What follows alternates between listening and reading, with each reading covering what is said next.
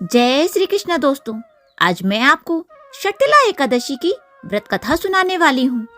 लेकिन इसके पहले यदि आपने मेरे चैनल को अब तक सब्सक्राइब नहीं किया है तो सब्सक्राइब कर लें, जिससे आगे आने वाले वीडियो की नोटिफिकेशन आपको मिल सके। तो आइए सुनते हैं शर्तिला एकादशी की व्रत कथा।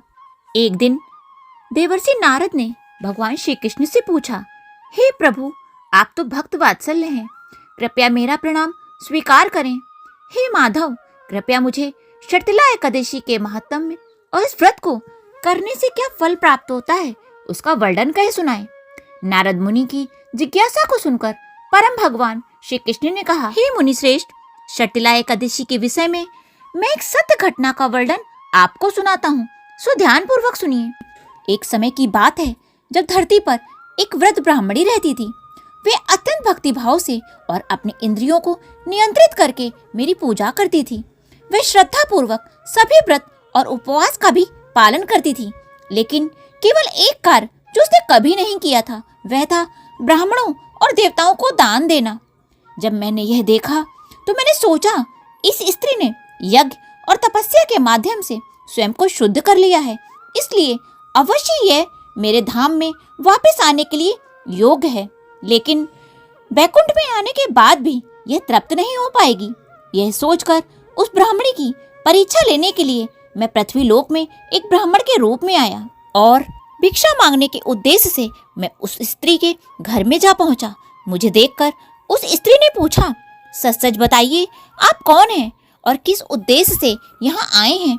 तो मैंने उसे कोई उत्तर नहीं दिया। तो मेरे इस बर्ताव से ब्राह्मणी को बहुत क्रोध आया और उसने मिट्टी उठाकर मेरे भिक्षा पात्र में डाल दी। यह देखकर मैं वहां से चला गया और वापस अपने धाम में आ गया। कुछ समय पश्चात अपने पुण्य कर्मों के परिणाम स्वरूप उस वृद्ध ब्राह्मणी को मेरा धाम प्राप्त हुआ और उसने मुझे भिक्षा में जो मिट्टी दी थी उसी को लेकर मैंने अपने धाम में उसके लिए एक सुंदर भवन का निर्माण किया। जब वह स्त्री उस भवन में आई तो उसने देखा कि उस भवन में सभी सुविधाएं उपलब्ध थी, लेकिन उसमें अन्न और भोजन का एक कण मात्र भी नहीं था। यह देखकर उसे बहुत क्रोध आया और वह मेरे पास आकर मुझे पूछने लगी कि हे प्रभु, मैंने तो आपकी पूजा और इतने व्रत किए हैं, लेकिन ये मेरे साथ कैसा न्याय हो रहा है कि मुझे अपने घर में ना तो कहीं भोजन प्राप्त हो रहा है और ना तो कोई धन संपत्ति। यह बात सुनकर भगवान श्री कृष्ण ने उससे कहा, सर्वप्रथम तो तुम इसी समय अपने भवन में वापस चली जाओ। कुछ समय बाद कुछ देवांगनाएं तुमसे मिलने के लिए आएंगी। उस समय तुम घर का द्वार मत खोलना और तब तक मत खोलना जब तक वे तुम्हें शर्तिला एकादशी की कथा ना सुनाएं। तो ब्राह्मणी ने बिल्कुल वैसा ही किया। कुछ समय बाद देवांगनाएं आईं तो ब्राह्मणी ने द्वार नहीं खोला और उनसे प्रार्थना की कि मैं तभी द्वार खोलूंगी जब आप मुझे शर्तिला एकादशी की कथा सुनाएंगी। यह सुनकर एक देवांगना ने उसे शर्तिला एकादशी की कथा का वर्णन कह सुनाया। उसके बाद इस ब्राह्मणी ने अपने घर के द्वार खोल दिए।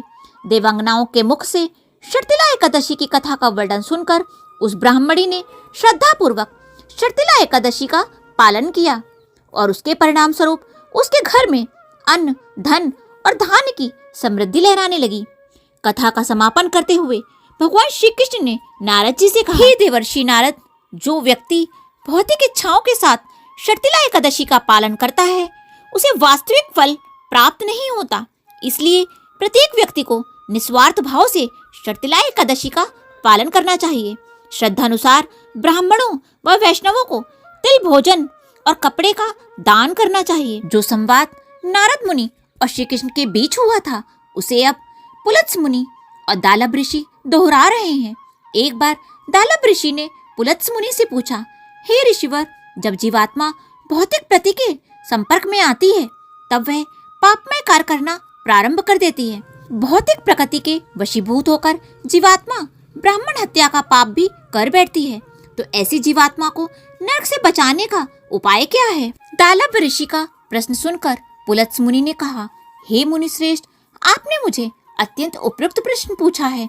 माघ मास के प्रारंभ में कृष्ण पक्ष में शर्तिला एकादशी आती है।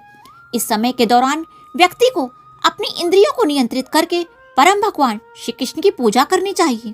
भगवान के श्री विग्रह को धूप, दीप, नैवेद्य और सुगंधित पुष्प अर्पित करना चाहिए और भगवान के पवित्र नाम का जाप और कीर्तन करना चाहिए।